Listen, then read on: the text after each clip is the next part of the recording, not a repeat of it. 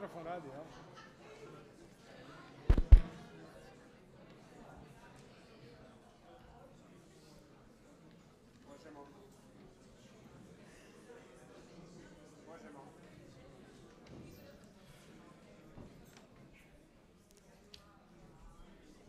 Može?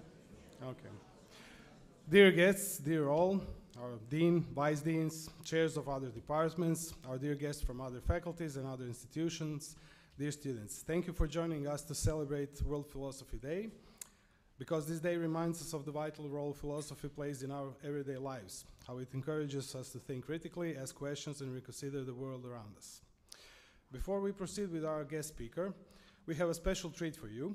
Our students, Emma and Katarina, together with Professor Hansi here, have prepared a short dramatic performance that will explore some of the fundamental themes of philosophy in a creative and engaging way. Following that performance, it is my great pleasure to introduce our distinguished guest, Professor Martin Kuscha from the University of Vienna. Professor Kuscha is a renowned philosopher specializing in epistemology and the philosophy of science. It is truly hard to imagine a better conversational partner on this day than Professor Kuscha, to whom we are grateful for taking the time to visit us today and share his knowledge and expertise. We deeply appreciate his presence and look forward to an inspiring conversation. Please join me in giving a warm round of applause for Professor Kuscha. Dear Martin, I wish you the warmest welcome to our department and our faculty.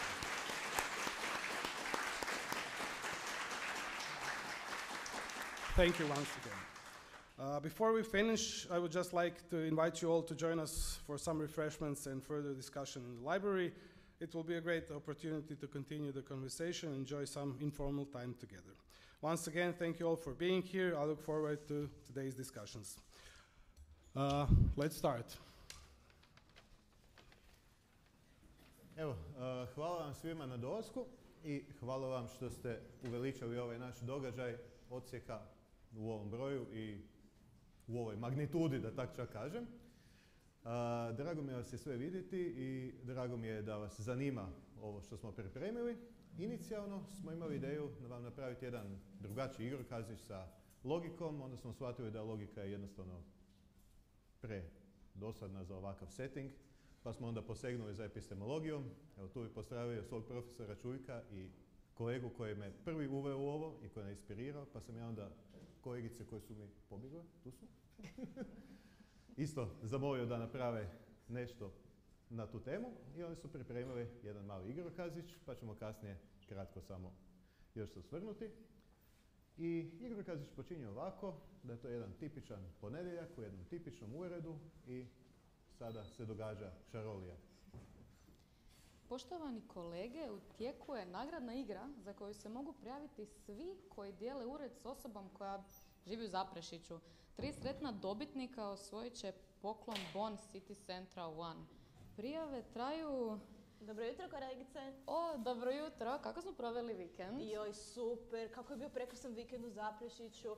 Ajme, super za šetnju po šetnici, za kavu. Još nam radi veliki panoramski kotač i veliko klizalište. Wow, to zvuči predivno. Ja ne mogu reći da je moj vikend bio jednako dobar, ali jutro smo definitivno raspoložila obavijest o nagradnoj igri. Jesi je vidjela? Jesam. Jesi se prijavila? Nisam još, ali u procesu je. Definitivno će mi puno pomoći u kupnji božićnih poklona. Slažem se.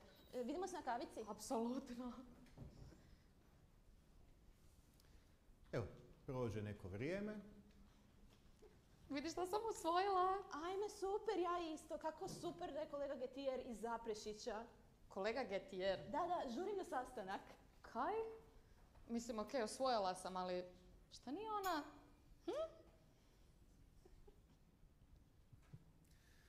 Evo, jedan kratak, mali prikaz nečega što vam je možda poznato, nešto nepoznato. Getijerovi primjeri, 1963.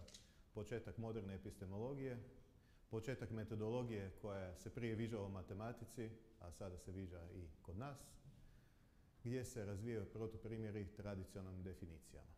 Tradicionalna definicija znanja, istinito, opravdano vjerovanje, djeluje dovoljno, ali s druge strane se nalaze primjeri gdje očito da imamo vjerovanje u nešto, opravdanje za to vjerovanje i to je igrom slučaja istinito, ali na kraju kad se zastava digne, svi zajedno, svi akteri koji su unutra priznaju da nemamo znanje.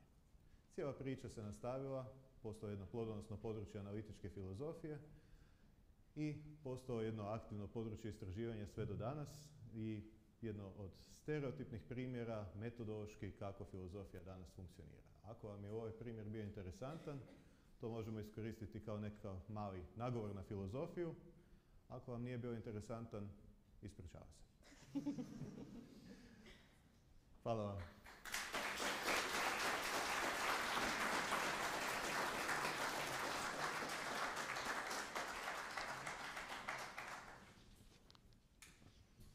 Without me saying much more, Martin, please.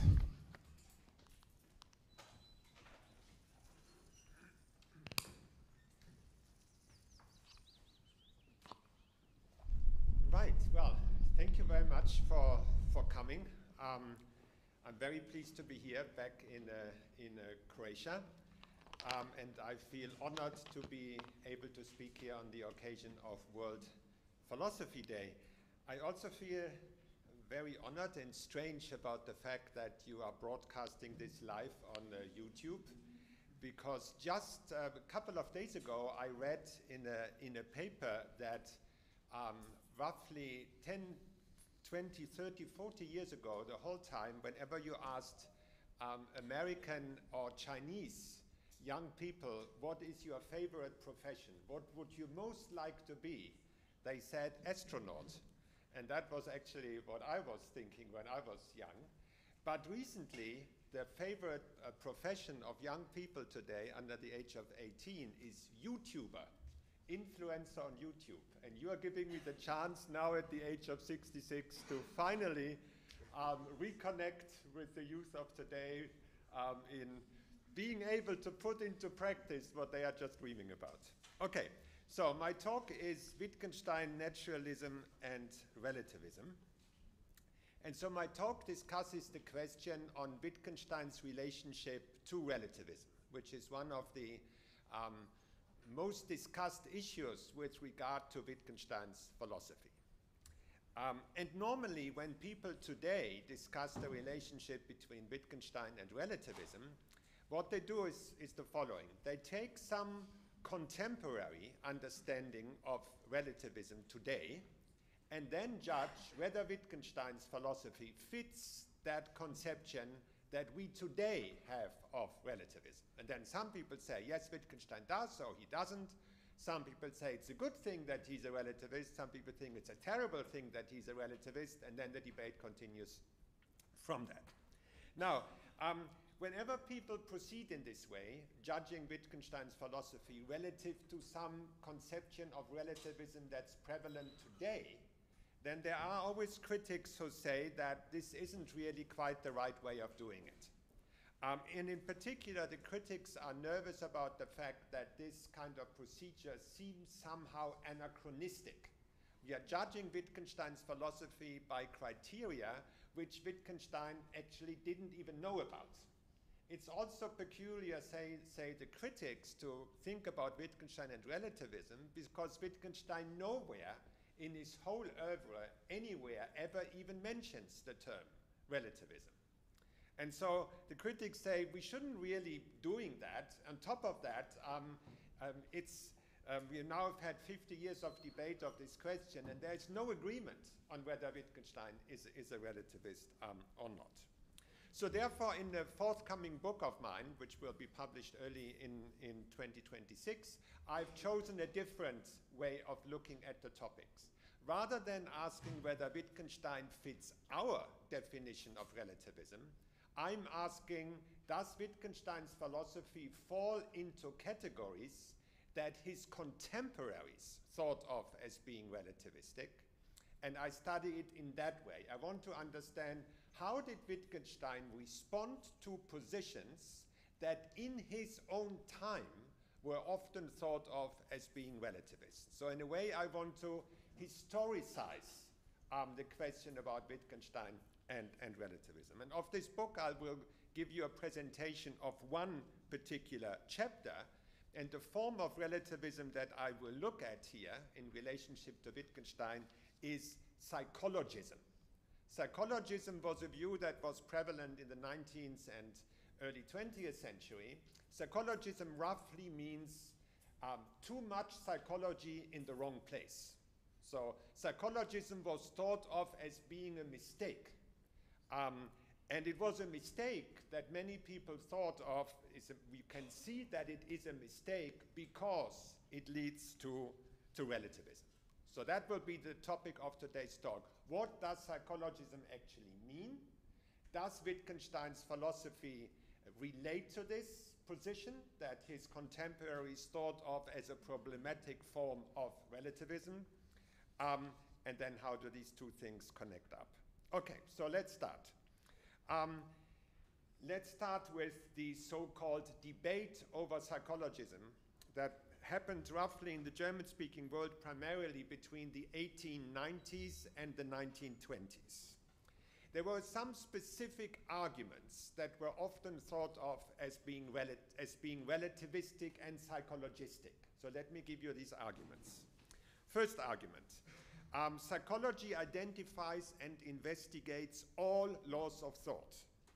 So the first premise. Second premise, logic identifies and investigates a subset of the laws of thought. Conclusion, ergo, logic is a subfield of psychology. Second argument, logic tells us how we ought to reason. Second premise, since ought implies can, logic needs to be based upon an adequate descriptive account of human reasoning abilities. Third premise, only psychology can deliver the required descriptive account. Conclusion, logic must be based upon psychology. Third argument, logic investigates concepts, judgments, and inferences. Second premise, concepts, judgments, and inferences are mental entities. Third premise, mental entities are the subject matter of psychology. Conclusion, ergo, logic is a subfield of psychology. Fourth argument, the feeling of self-evidence is the touchstone of logical truth. Second premise, the feeling of self-evidence is a mental experience. Therefore, logic is based upon a particular human mental experience. Ergo, logic is a subfield of psychology. And fifth argument, we are unable to conceive of logical principles that differ fundamentally from our logical principles. The limits of conceivability are psychological limits. Conclusion, ergo, logic is relative to human thinking, and this thinking is the subject matter of empirical psychology. So all of these arguments, many people at the time felt, show that logic is a subfield of psychology. But psychology is relative to human psychological abilities. Therefore, logic is relative. Okay. Now, in the background of many of these psychologistic ideas, and I haven't given you long lists of names of people who held these views, but in the background and highly influential was, of course, John Stuart Mill, because he was the first one, or amongst the first ones, who say that logic is really a subfield of psychology. And Mill is important in the present context also because he held an empiricist account of mathematics. In other words, Mill held that the basic laws of geometry and arithmetic are learned by induction, by inductive reasoning about the empirical world. Okay, so now we know roughly what those psychologistic ideas were meant to be. Wittgenstein is likely to have encountered them primarily via the critics of this view, and not from these psychologistic thinkers themselves. In particular, he's most likely to have learned about them from the work of Gottlob Frege, the famous philosopher of logic and mathematics. Already in his first important book, Grundlagen der Arithmetik, Foundations of Arithmetic, of 1884, Frege attacked psychologistic thinking. So, for example, he says that neither mathematics nor logic are parts of psychology, and that mathematical or logical objects and laws are not explained or justified by psychological observations. One of Frege's key considerations is that whereas mathematics and logic are the most exact sciences, psychology is invariably imprecise. And this difference makes it hard to see how it could possibly be that logic and mathematics are based on psychology. A related argument of Frege was that whereas mental entities, things in our mind, are subjective and idiosyncratic, mathematical entities and logical ideas are objective and ideal. And against Mill, Frege insisted that when children learn how to calculate, they do not thereby gain knowledge about the empirical world, but they learn about abstract entities. Frege later continued his criticism of psychologism in his second famous book, Basic Laws of Arithmetic of 1894. There his key idea is a distinction between descriptive laws and prescriptive laws. Laws that tell you what is and laws that tell you what ought to be. And he says, first of all, sure, we can call all prescriptive laws laws of thought, because prescriptive laws tell you how you ought to reason, how you ought to proceed in your own thinking. But with descriptive laws, it's different. Frege says only one kind of descriptive law should properly be called the law of thought, namely the descriptive laws of psychology. So it's only one kind of descriptive law, and those are psychological laws. And the descriptive laws underlying the prescriptions of logic are not thereby psychological laws. Okay. Moreover, descriptive laws, Frege says, are laws of taking to be true. A descriptive law of psychology tells us what humans are likely to take to be true under different circumstances. But the laws of logic are not laws what people take to be true. The laws of logic concern what is true. So the laws of logic have no reference to what humans take to be true. Frege writes, if being true is independent of being acknowledged by somebody or other, then the laws of logic are not psychological laws.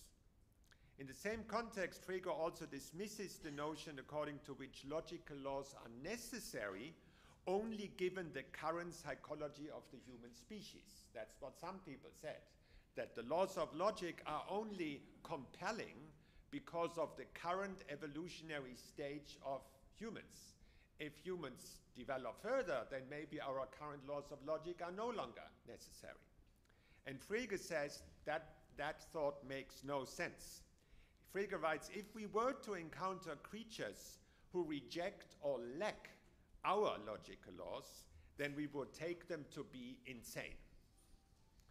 And finally, Frege contends that the realm of the non-real, the realm of that which is not in space and time, is not identical with the realm of the psychological or the subjective.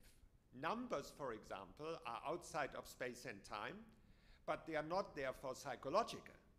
Rather, numbers have their own peculiar way of existing, namely as being objective, abstract, and non-real.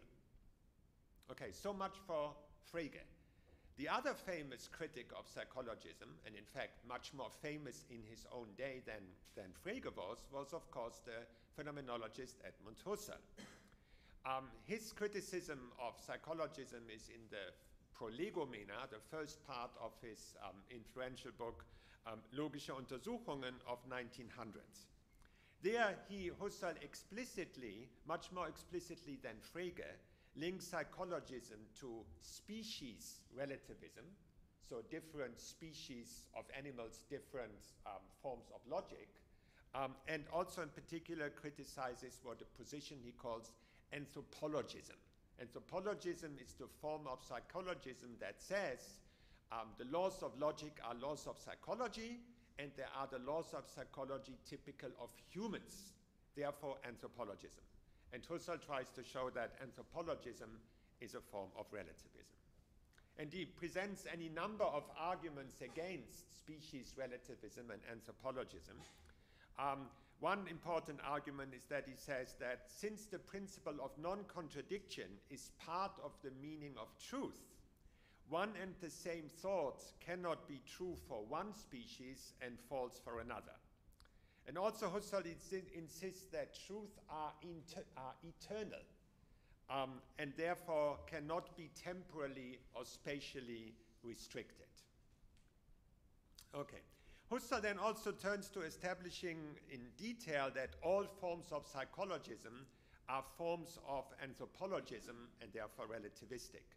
I can't take you through the whole gamut of argument he gives, but let me just mention one person that he criticized, namely Siegwart, the logician Siegwart. He assumes that it is incoherent to assume that the judgment could be true even if no intellect had ever thought of it. So that is Siegwart's position. It doesn't make sense that something is true if nobody has ever thought it. And Husserl rejects that and says it is part of the meaning, say, of the law of gravity, that it is true for all times, regardless of whether it is ever thought by anyone. This was the so-called independence theory of truth. Truths are truths even if nobody had ever thought of it. To give you a more contemporary example that I once argued with Paul Boghossian about, his view is that it is a truth that torturing babies is immoral. And that is true even if the universe had never even existed. That's the independence theory of truth. Truths are truths once and for all, regardless of what the world is like. Siegwart rejects that. Husserl defends the independence theory of truth, and that was indeed one of the big contentious issues in this whole area. In later writings, Husserl came to see that logical psychologism, so psychologism about the laws of logic, is just one of many problematic forms of what Husserl then calls naturalism. Naturalism is the view that you are reducing logical or mathematical entities to things in the natural world, whether they are psychological or not. By 1910, Husserl also distinguishes clearly between logical psychologism, psychologism about logic, and epistemological psychologism, psychologism about epistemology.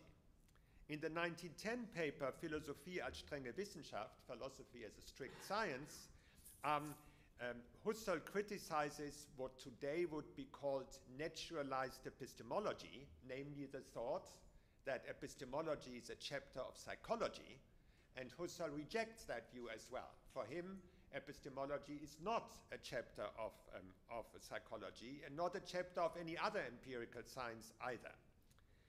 Husserl insists that naturalized epistemology is circular. It cannot explain how our empirical knowledge is possible without already presupposing empirical knowledge.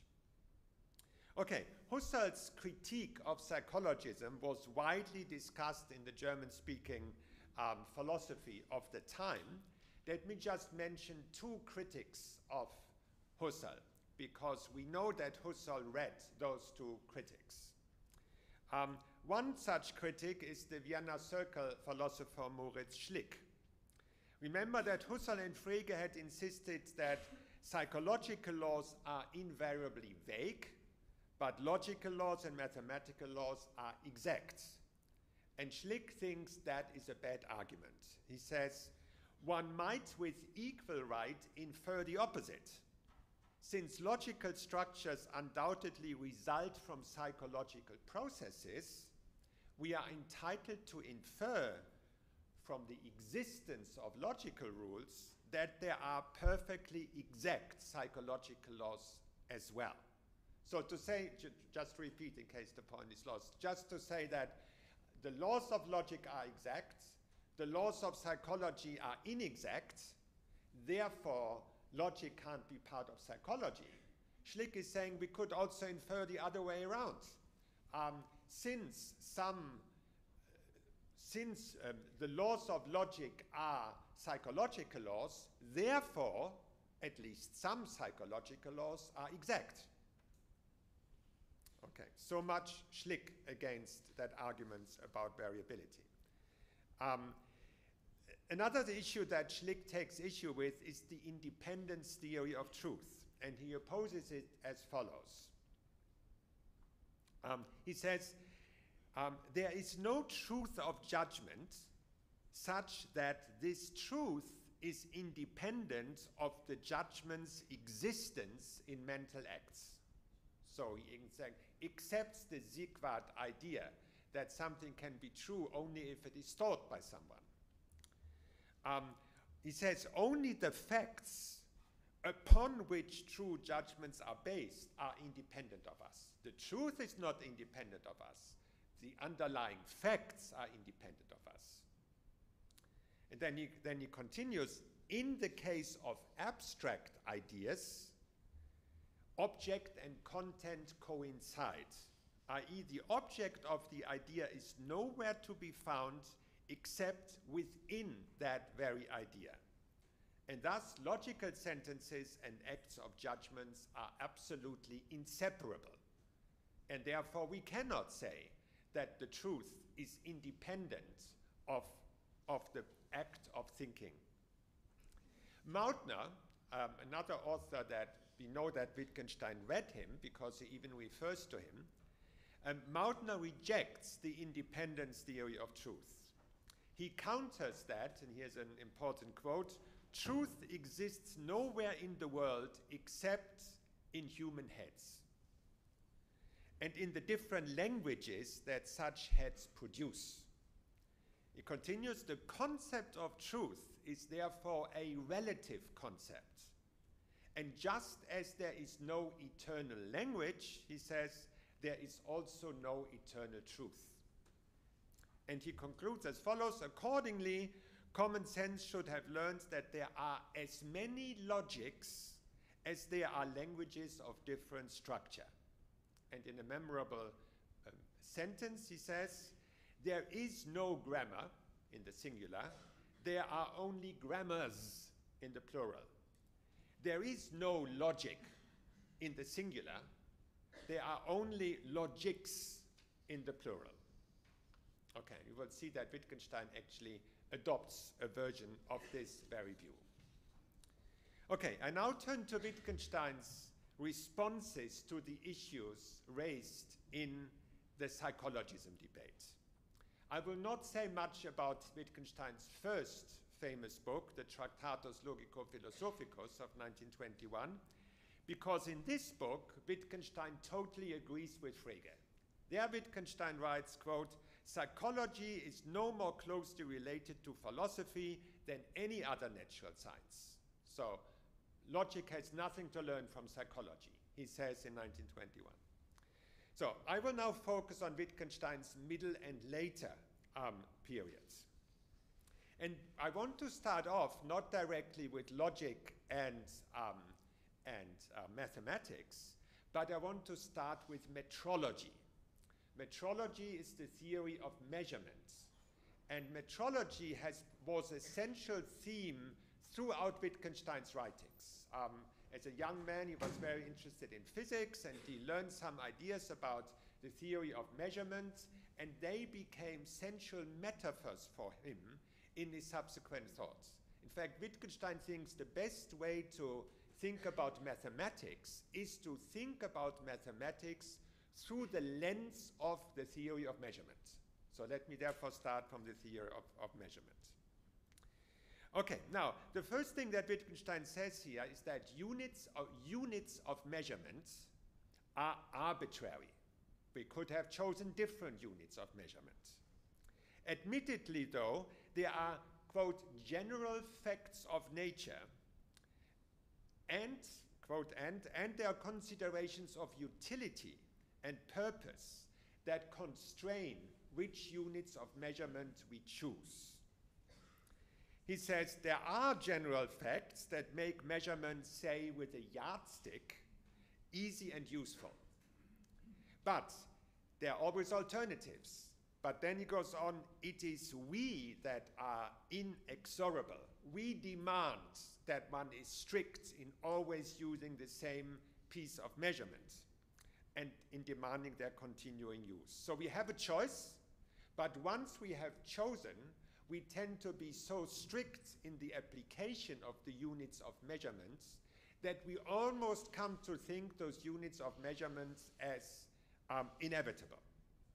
Now, when Wittgenstein says the units of measurements depend on general facts, what are the general facts that he is talking about? Well, he doesn't say all that much about the general facts of spatial measurements, like meter or yards, but he has an awful lot to say about the general facts that make it natural to have a specific classification of colors. And for Wittgenstein, the classification with color terms is a kind of measurement. We measure color spaces by drawing certain lines within the color spectrum. So what makes it so? What are general facts that make it natural for us to have one set of color terms rather than another set of color terms? Well, here are a few things that Wittgenstein mentions. He says, in our natural environment, colors are not tied to specific shapes of objects. We have technologies to produce colors, to produce dyes. Incidences of color blindness are the exception rather than the rule. Our environment is not dominated by one specific color. The colors of objects are often connected to the object's other properties. Certain colors are salient to us, given our psychology and given our previous history of habituation and training. So what Wittgenstein is saying here, that we measure colors in one way rather than another way depends on our psychology, but also depends on some very general facts about the natural world. Okay, now, Wittgenstein makes a connection elsewhere between the measurement of colors and the measurement of distances in the following intriguing quote. He says, someone asks me, what is the color of this flower? I answer, red. And then he goes on. Now comes the important passage. The certainty with which I call this color red is the rigidity of my measuring rod. So, just as we are strict with our measurement rods and think colors are, distances are to be measured with measuring rods that are rigid rather than elastic, we wouldn't want to measure distances with elastic yardsticks. We want them to be rigid, right? And so just as we have a rigidity about our length measurements, we also have a strictness in saying this kind of object is red. Okay, and now he goes on to say, this is the similarity of my treatment with relativity theory, that it is, so to speak, a consideration about the clocks with which we compare events. Now that needs some unpacking. Relativity theory, of course, refers to Einstein's theory of relativity, in particular the special theory of relativity, where Einstein is concerned with like determining under what circumstances we would say that two events that are at a considerable distance from one another occur at the same time. And I won't take you to the special theory of relativity here, but the important point that Einstein makes there, in order to have this kind of determination that two events occur at the same time, our clocks have to be coordinated.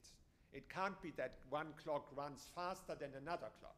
The clocks have to be coordinated. The clocks have to be set to the same starting time for us to be able to determine time measurement over greater distances. And now Wittgenstein, by analogy, applies this to us. For us to be able to have a measuring system, or like measuring colors, for that to be possible, we have to be, amongst us, as well coordinated in our judgments as the clocks have to be in the special theory of relativity. So there can be no regime of measurements with distances or a regime of measurements with color terms unless we have been rigidly trained to come up spontaneously with the same determination. Okay. So he also puts in another manuscript as follows: the clocks have to agree. Only then can we use them for the activity that we call measuring time. And that also applies to us. For us to be able to employ any measuring regime, we have to be rigidly coordinated. So you can see here that Wittgenstein uses a psychological, naturalistic idea about how humans have to be set in order for something like the objectivity of a measurement to be possible. Okay. Another important theme in Wittgenstein's reflections on metrology is that he refuses to rank different measurement regimes according to their accuracy. He often discusses alternatives to our metrological practices. For example, we work with rigid measuring sticks, with rigid rulers. But he says, well, there could be other kinds of measuring regimes where you work with soft and elastic rulers. He's saying you can't say that the one is right and the other one is wrong. They have their different purposes. Also, we should not think that the natural progression of distance measurement is to say, oh yes, and the measuring sticks have to get ever more rigid. That's the natural progress. Wittgenstein is saying there is no natural progress in the direction of measurement. It depends what you want the measurement for. So you cannot think about what makes a good measuring regime abstractly. You can only think about it in like pragmatic terms. Now, the most discussed alternative measuring practice in the later Wittgenstein is the case of the so-called odd wood sellers. This is a tribe that sells wood, that trades in wood. But when it comes to measuring wood, they just look at how much ground does a given pile of wood cover. They only look at how many square meters does the wood cover. But they don't pay any attention to how high the piles of wood are. So to us, this looks absurd. You could have like on one 2 meters times 2 meters, you could have 20 logs, or you could have 150 logs, all on the same space. The odd wood sellers say it doesn't matter. The only thing that matters is how much ground you have covered. Okay. Now, Wittgenstein says when we encounter this tribe, it might be possible to convince them of the oddity of what they are doing. And he writes, I should, for example, take a pile which was small by their ideas, and by laying the logs around so that it covers more ground, change it into a big one. He says, yes, that might persuade them to change their way of measuring wood, but perhaps they say, oh no, now that you have rearranged it, now it's more wood, and I'm going to pay more for it. And then Wittgenstein says, perhaps these odd wood sellers are like the tribe that Frege thinks of when he says it would be insane to have a different logic than ours. Remember, Frege said if we encountered a tribe that doesn't have our logic, we would think these people are insane. And Wittgenstein is saying, oh well, if Frege met these odd wood sellers, Frege would say that they are insane. But Wittgenstein goes on to say, but are they insane? He says, well, we might call it a kind of logical madness, but on the other hand, there's nothing wrong with giving wood away. Maybe these people are just so generous that they don't care how small or how big the pile of wood is. We might simply say, this is how they do it. And so there's no reason to think that they are insane just because they have a different practice of trading in wood. Okay, what can we take away from Wittgenstein's reflections on metrology? Wittgenstein accepts a metrological pluralism. So there could be many different ways of measuring things, and none of them is necessarily worse than the others. They're all relative to different purposes. And he rejects Frege's idea that just because people do something which deviates from our standards of rationality, that automatically the others are therefore insane. They might simply act on different standards. And it's interesting that he is motivated by, if you like, we might call it a resolute sociological naturalism. He's saying you have to look what these people are doing and why they are doing it. And that, by Husserl's standards, would certainly have been a form of relativistic anthropologism applied to metrology. If Husserl read what Wittgenstein writes about metrology, Husserl would have to say, that's anthropologism, that's relativistic, and that is problematic. Okay, so now that we have learned a bit about Wittgenstein on metrology, let's look at what Wittgenstein says about logic and mathematics. Interestingly enough, here we can start from the same points where we started in metrology, namely the idea that there is an arbitrariness, there is a choice, but there's also some general facts that restricts what are possibilities in logic and mathematics. He writes, mathematical and logical statements are in a sense exactly as arbitrary as the choice of unit of length is arbitrary, and in a similar way. So he himself makes that connection. And important in both cases are very general facts of nature that mostly do not strike us because of their generality. There are certain facts that determine why it makes it natural for us to have a certain logical system rather than another, and the facts that play a role there, the empirical facts, are so general that we normally don't even realize them. Like remember in the case of color, this general fact that in our environment there's more than one color. That is a fact so general that nobody ever thinks of it as being a fact about our environment.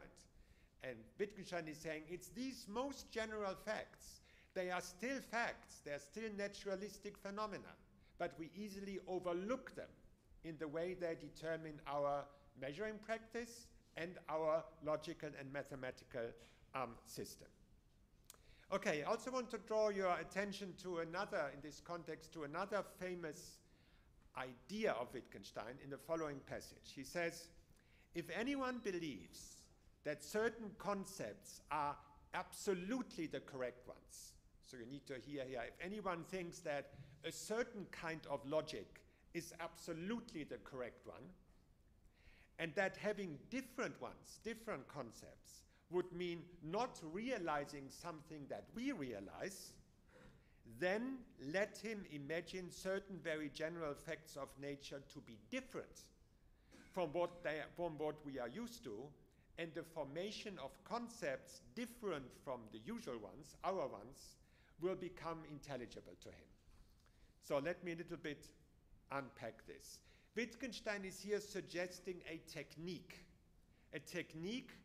for loosening the hold on our thinking of the idea that our current concepts in logic and mathematics are absolutely the right ones.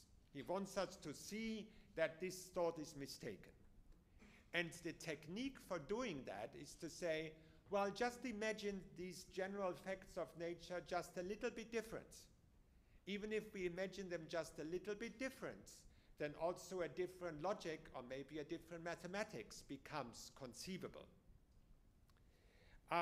The passage also contains the further suggestion that we need to free us from the notion that having concepts other than ours would mean, quote, not realizing something that we realize.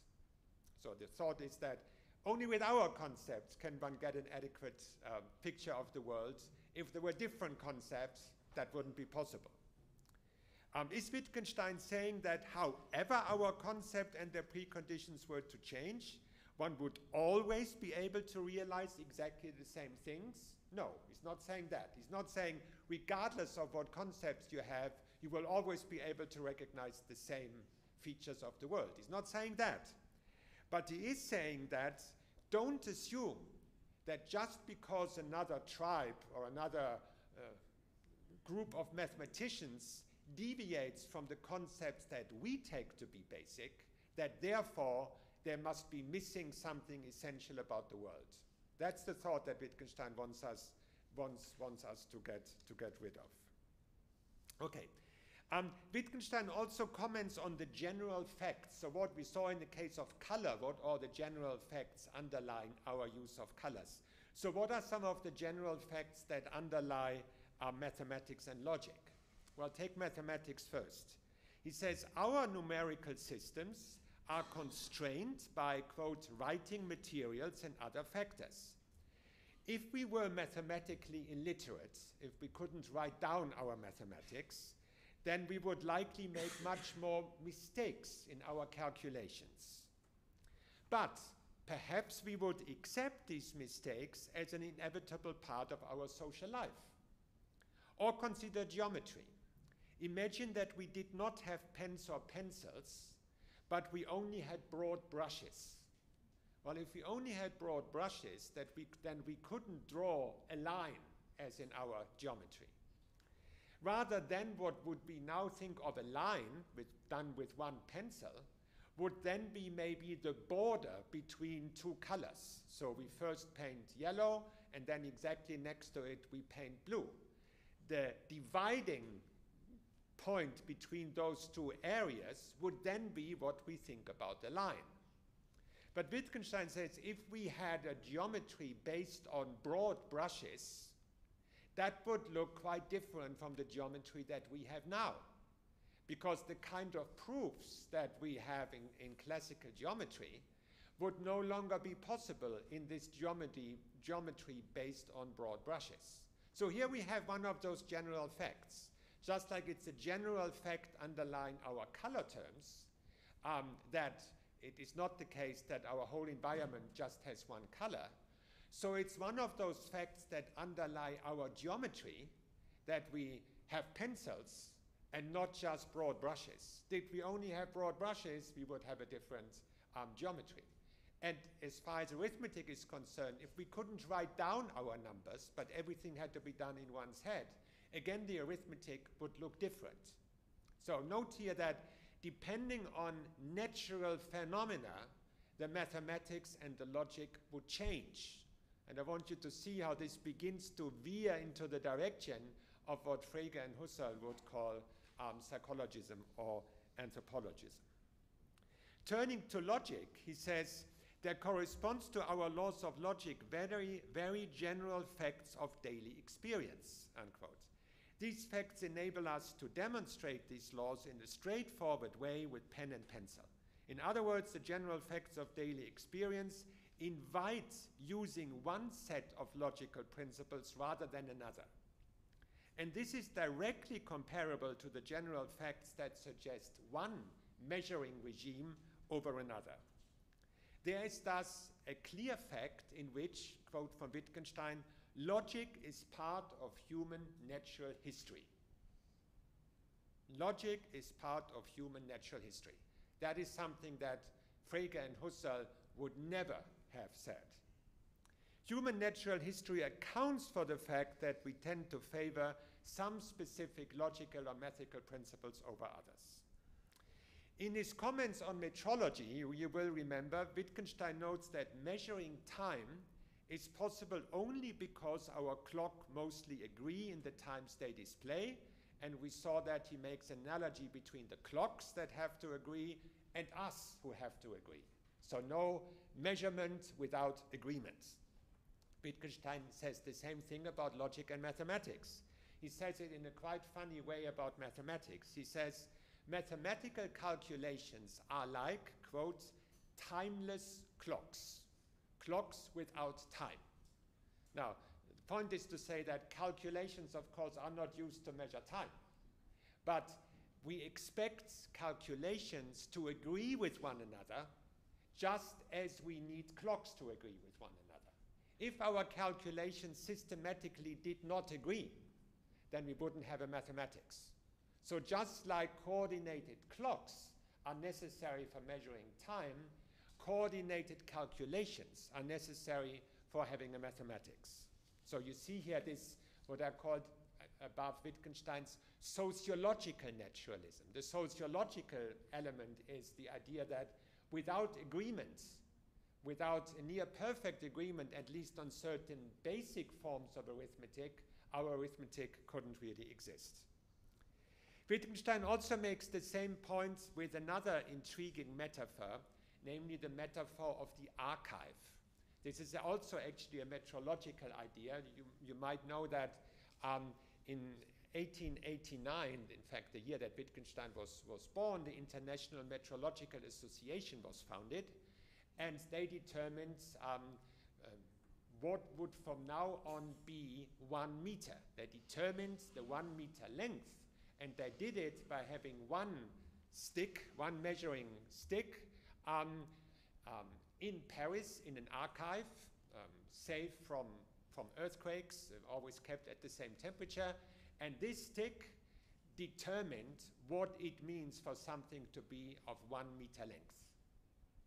And in those days, there were this couple of sticks in Paris, and then each country that had signed the metrological treaty had their own model stick of what a meter was. But every year, each country had to travel with its meter stick to Paris, and then the two sticks were compared, and it was always the Paris stick that determined what is 1 meter. And Wittgenstein uses this metaphor of like coordinating different measuring sticks as a metaphor to also understand phenomena in mathematics. So he says mathematics too has its archive. He says a calculation could always be laid down in the archive of measurements. He's like meaning the archive like of what is generally accepted in mathematics. What is like textbook mathematics. That is like what we put down in the archive in Paris. So he says a calculation that we put down in the archive is like the picture of an experiment.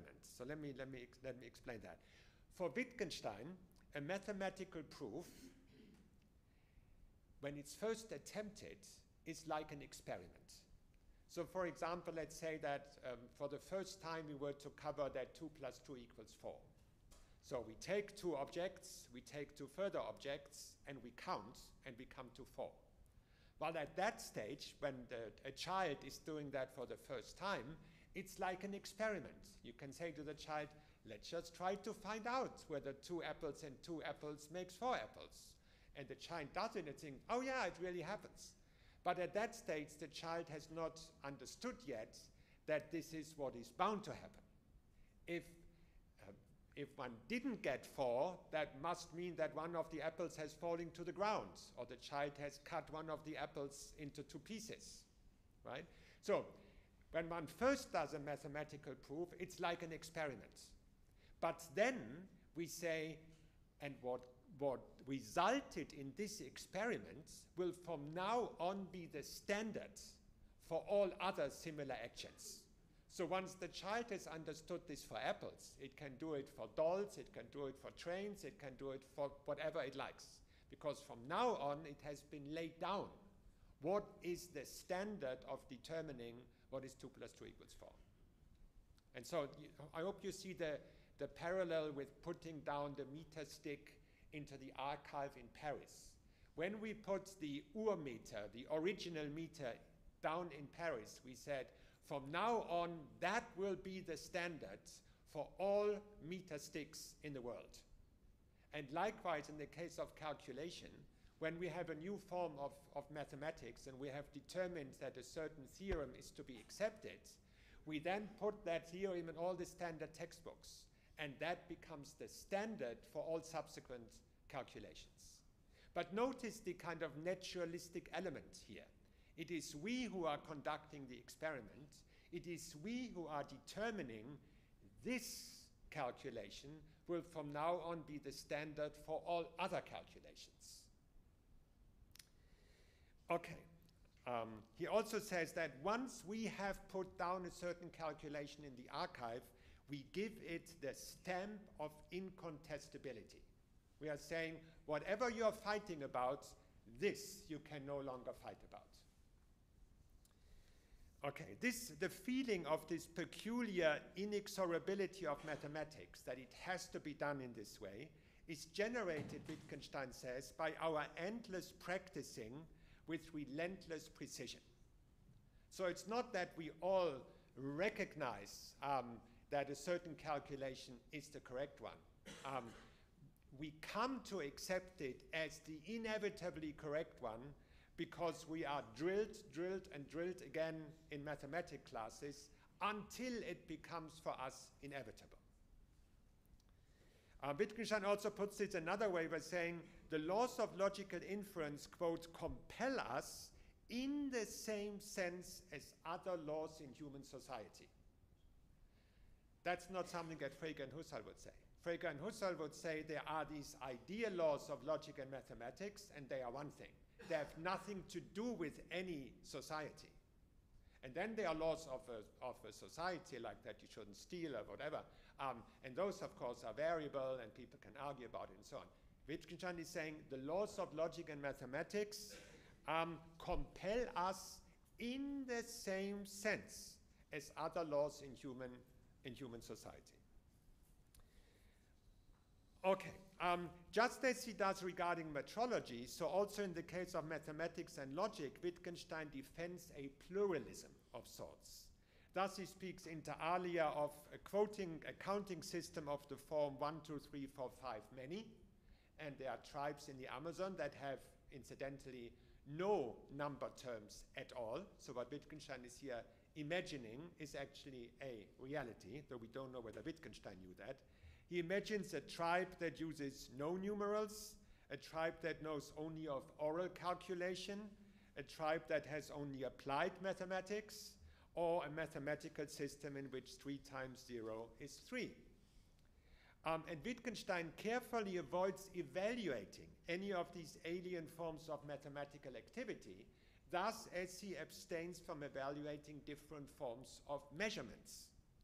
In particular, he is adamant that we must not deem what one might regard as primitive or finite forms of arithmetic as incomplete.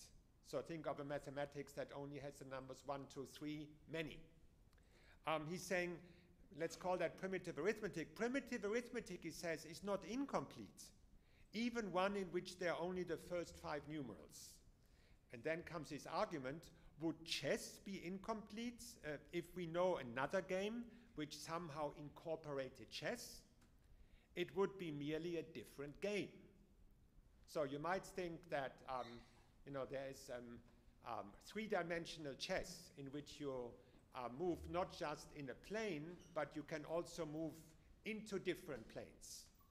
Now we might ask, well, our chess is just an incomplete form of chess because the 3-dimensional chess is much more substantive, much broader. And Wittgenstein is saying, no. Our form of chess is not an incomplete form of the 3-dimensional chess. It is just another form of chess, and neither one of them is better or worse than the other. And the same thing that he says about chess, he also wants to say about mathematics. And about logic, he says very similar things. He says, all that I wish to do is to show that there are all sorts of different ways in which we could do logic. The logic of tautology can be replaced by logic of equations or a logic of contradictions, or there could be tribes that use the quantifier all but one. Again, these different logics might each have their uses, and he is insistent that there is no highest logic that determines which logics are better or worse. Wittgenstein's comments on contradictions are particularly intriguing, especially the prediction that, quote, one day there will be mathematical investigations of logical calculi containing contradictions. And people will actually be proud of having emancipated themselves from consistency, end quote. Of course, Frege would say that anyone who has freed himself from consistency is mad. Frege would say that is a new kind of madness we have discovered there. But of course, historically, Wittgenstein is right, because we now have forms of logic, para-consistent forms of logic, in which contradictions can be true. And we, of course, have already seen in the case of the odd wood sellers that Wittgenstein is not happy with calling a radically different way of doing things from what we do insane. A core component of Wittgenstein's naturalism is a rejection of Frege's and also Husserl's Platonism. This is the idea that numbers must be something outside of space and time in a Drittes Reich, a bit of a loaded term, as you all know. Therefore, it's now carefully translated as the third realm. Numbers are objects in the third realm, meaning outside of space and time. And Wittgenstein thinks that is a confusing way of talking and thinking. He says what Frege and other Platonists do is that they think of logic or mathematics as a kind of ultra-physics, of a physics beyond our physics. And here he says it's really their opposition to psychologism which mislead Frege and others. They think that logic has to be about something, but they don't want to say that logic is about human mental states. That would be psychologism. Well, if it can't be about human mental states, but it has to be about something, then it has to be about something outside of space and time. But for Wittgenstein, that is a mistaken view, because he says, well, I'll come to it in a moment, he's trying to unsettle this Platonist idea in various ways. For example, he is saying that time is not a clock, not even an ethereal clock. And the value of a banknote is not some ghostly banknote behind the material banknote. The value of a banknote lies in its use, in its technique for which we employ it, not in some ultra banknote behind the real banknote. And Wittgenstein wants to say the same thing about numbers. Numbers, or numerals, do not refer to some ethereal objects outside of space and time, but numerals are used as part of a technique. But the technique is not about something. A technique we have for dealing with certain kinds of problems. So Wittgenstein wants to assimilate logic and mathematics to techniques, and not to the idea that, well, they have to be about something, they can't be about psychology, therefore they have to be about ethereal objects outside of space and time. That also means, is an important consequence of Wittgenstein's view, that you can't say that certain mathematical theorems are true or false even before we have proven them. So, for example, Goldbach's theorem, he says, is not always already true or false. Rather, to believe that it is true is to guess, quote, that it will be best or most natural to extend our mathematical system in such a way that this will be said to be right. So mathematical theorems, before they have been proven, are neither true nor false. Okay, now I come towards the end. There are many places where Wittgenstein explicitly rejects the relevance of psychology for the philosophy of logic and mathematics. For example, he writes, psychology is irrelevant for my purposes. Or, but there are also other passages where he writes, in logic, a psychological remark about the state of the investigator is often useful. And he even writes in one place, in a certain sense, my method is psychological. What do these remarks add up to? Well, a hint might be in reflecting on what Wittgenstein means when he says the laws of logic are laws of thought. Wittgenstein rejects the psychologistic reading. He's not saying the laws of logic are laws of psychology. He's not saying that. But he's also rejecting the Fregean idea that the laws of logic are the laws of some ethereal reality behind the actual reality in space and time. He also says that, to further get clear on this, he says that logical laws, he says, show how human beings think and also what human beings call thinking. Or differently, logical laws bring out or show the essence, the technique of thinking. They show what thinking is and also kinds of thinking. So logic, we might take from that, logic is some kind of metrology of correct thinking. It provides a measuring stick against which many of our actual thought processes can be measured. This is also something that Husserl and Frege might say, that logic measures when a thought is correct and when a thought is incorrect. But there's one important difference. For Wittgenstein, the choice of units of measurements depends in part on the results of measurements. We choose certain units of measurements because of certain previous measurements that we have made. Applied to this case, for Husserl and Frege, the laws of logic are like an eternal, timeless standard against which our actual thinking can be measured.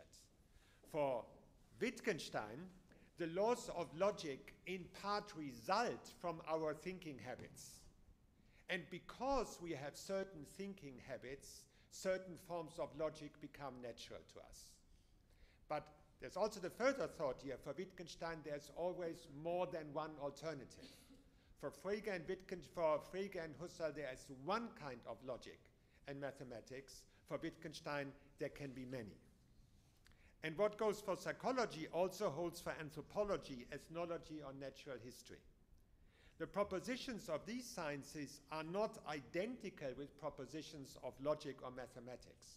Wittgenstein says many places that mathematics is not a part of anthropology. But he also says that he wants to capture, quote, the ethnological phenomenon that is mathematics. And the point is not to turn logic and mathematics into ethnology, but he says to take our point of view far outside of mathematics in order to see the phenomenon more objective. He says we gain a better understanding about what mathematics is if we look at it through the lens of anthropology and ethnology. This perspective allows us to see, for example, that there is a great diversity between different forms of mathematics and different forms of logic. Okay, final section, which will be relatively short, you will be glad to hear. How does Wittgenstein's philosophy of logic and mathematics relate to the relativism charge that Husserl explicitly and Frege implicitly raise against psychologism? Well, there are important respects in which Wittgenstein's naturalism differs from a paradigmatic psychologistic form of thinking about logic and mathematics. As I've already said many times, he never thought that logic is a branch of psychology or that logic is about human mental states. Moreover, the picture doesn't change if we move beyond psychology, even though Wittgenstein wants to have an ethnological perspective on mathematics. He's not saying that logic and mathematics are part of an ethnology. Okay, so that all is fine by Husserl's and Frege's standards. But there are also important respects in Wittgenstein's thinking that Husserl and Frege would have found excessively naturalistic and thus tending towards relativism. And let me conclude by quickly listing those. First, Wittgenstein is keen, where am I? No, I'm too fast.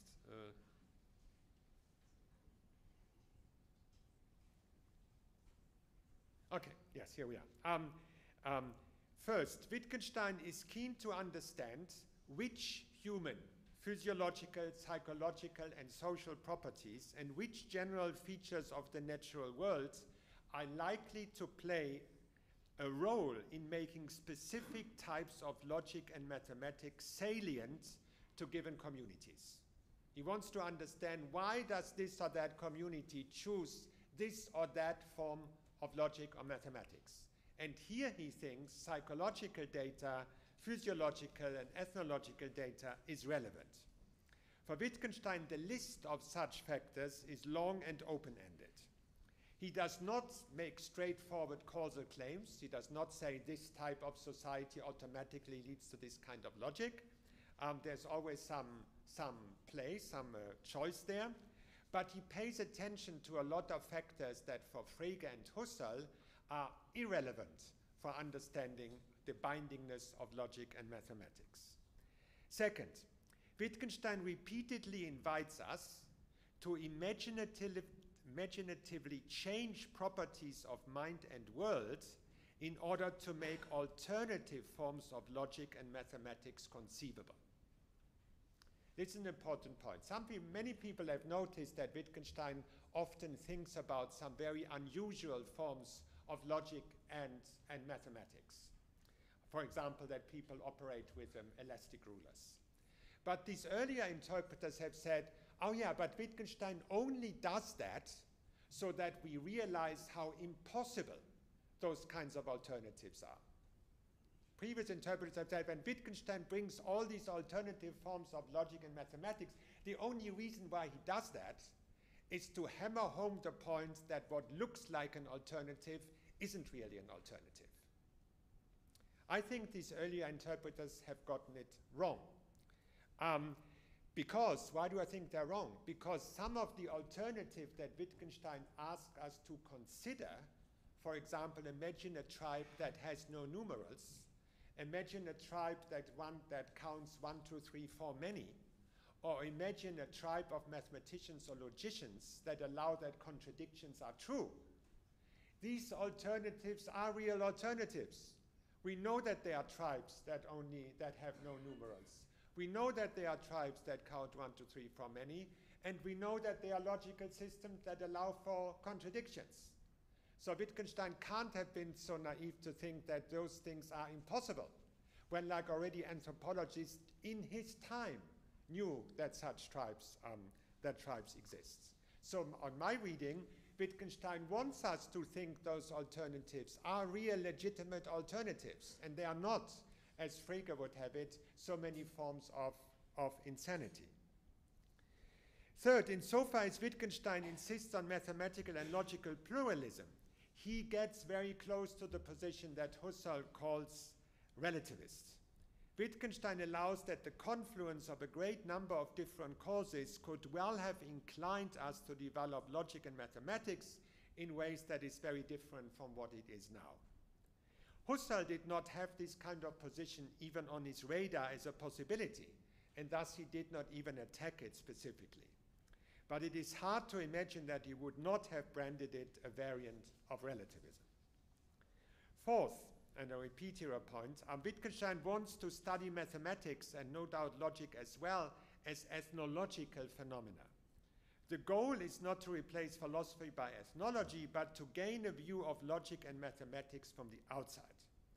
Such project is foreign to Frege and Husserl. The purpose of the exercise for Wittgenstein is to bring into view precisely the features of mind and world that are contingent and partial conditions of the possibility of specific forms of logic or mathematics.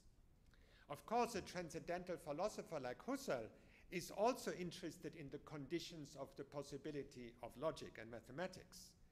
But Husserl asked after the conditions of the possibility of logic in the singular, not after the conditions of possibilities of different forms of systems of logic in the plural. Moreover, for Husserl, the conditions of the possibility have to do with a priori structures of the transcendental ego, not with, say, different writing utensils and different brushes, as it is for Wittgenstein. And finally, whereas for Husserl the conditions of possibility are necessary and sufficient, for Wittgenstein they are merely contingent and partial. And that, for Husserl, puts Wittgenstein's philosophy of logic and mathematics on the path towards relativism. Fifth, we call Schlick's diagnosis that Husserl's anti-psychologism is committed to what Schlick calls the independence theory of truth. Interestingly enough, Wittgenstein does not accept the independence theory of truth.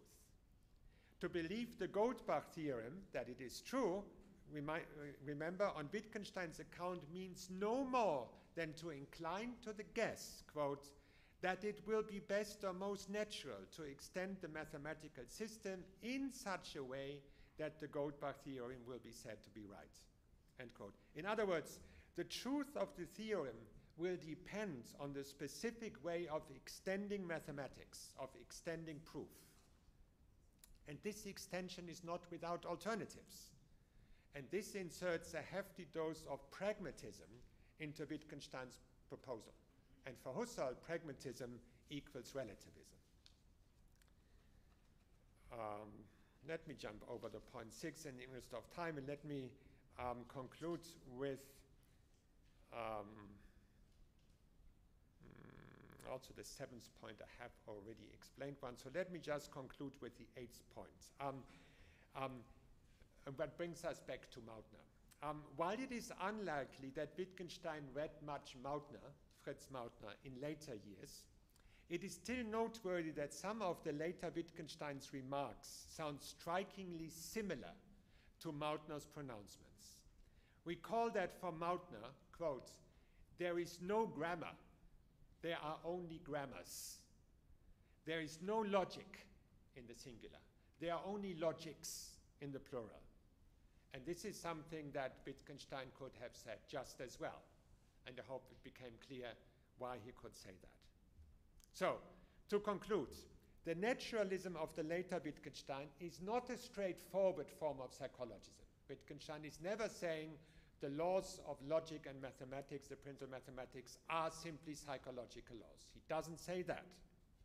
Still, Wittgenstein rejects so many key aspects of Husserl's and Frege's anti-psychologism that they would have had to classify him as a fellow traveler of psychologism and therefore of relativism.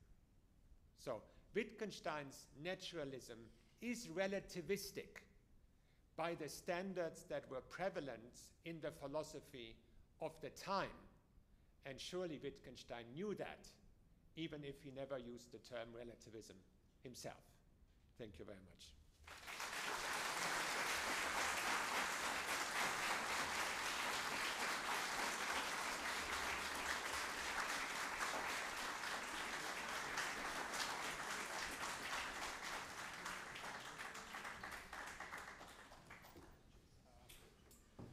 Dear Professor Kuscha, thank you very much. We would like to have you this little gift so you can remember your visit to Zagreb and to Faculty of Croatian Studies. Thank you so much. We still have almost 10 minutes, so Professor Kuscha will be taking some questions if there are some. Professor Janovic.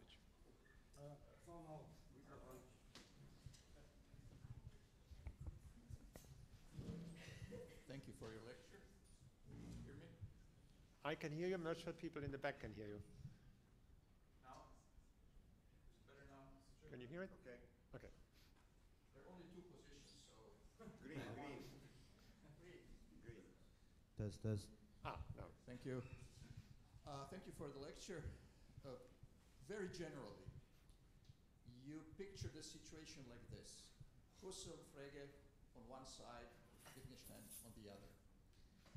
Of course, as you know, already Frege and Husserl's type of anti-psychologism are not really the same. Of course.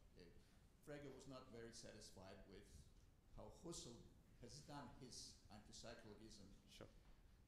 especially in the prolegomena. There are nuances that you can say, no, that's not the thing that Frege really wanted, if you agree with me. Of course, yes. Yeah.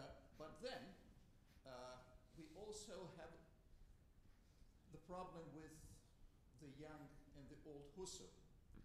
So, many of things that you said reminded me of nothing less by the Krisis-Schrift of Husserl. And his reference to the life world and a sort of, how would you put it, maybe some kind of pragmatic considerations of scientific concepts, okay, of their rudeness in the life world. I might be wrong here, but when you talked of colors and such things, this really reminded me of the late Husserl. And secondly, very briefly, is there a connection, according to you, between Wittgenstein's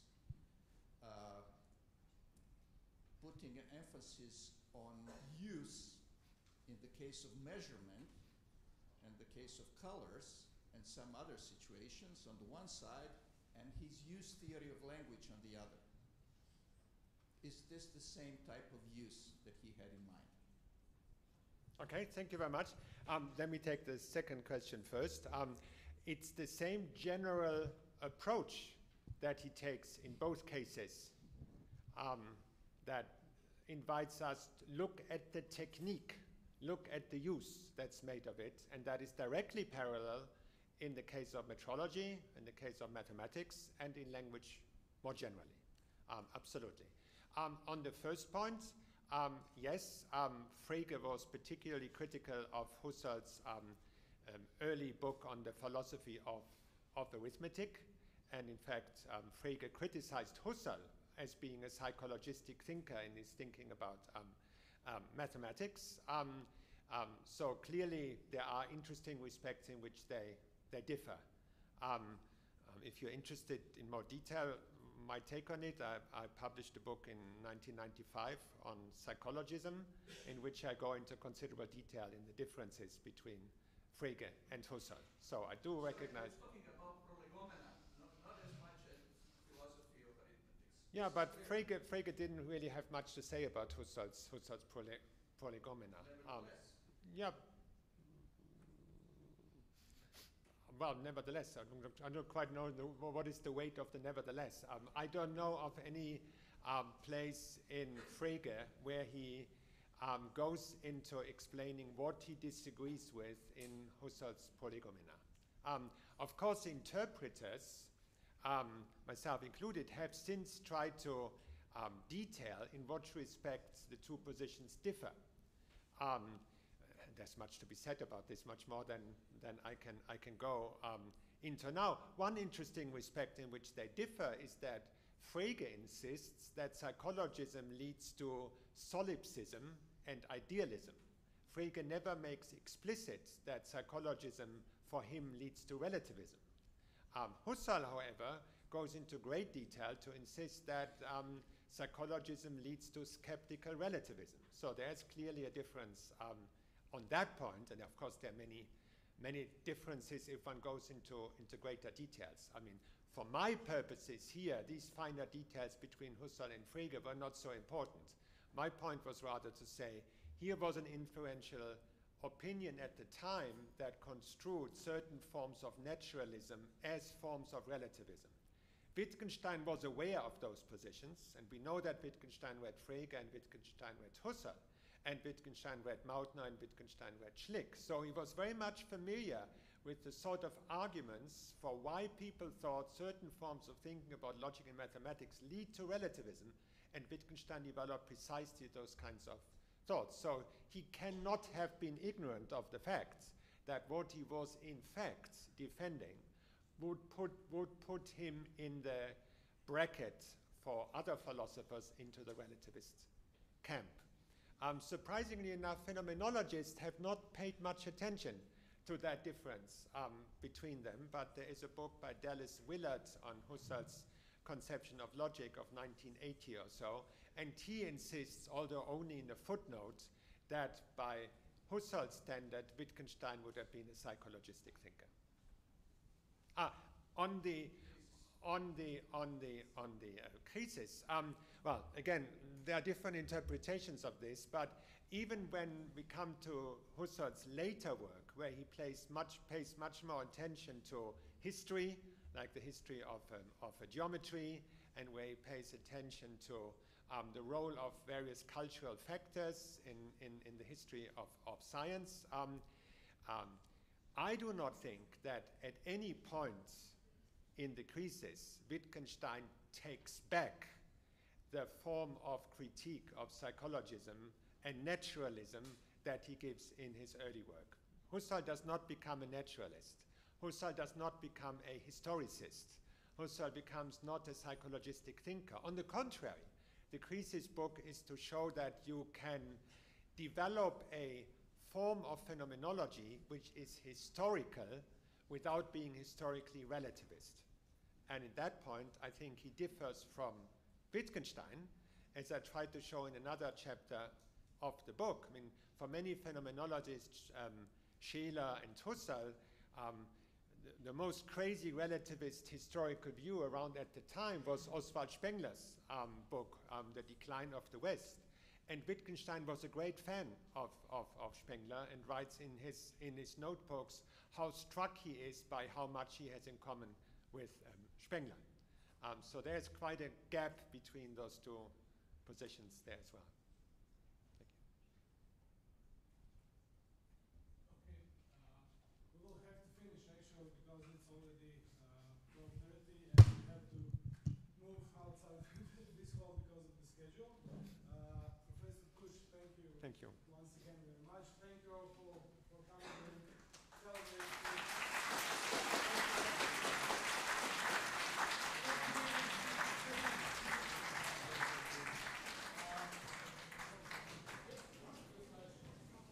Naravno, svi ste pozvani doći u knjižnicu našeg fakulteta na još druženja i postavljanja pitanja i diskusije.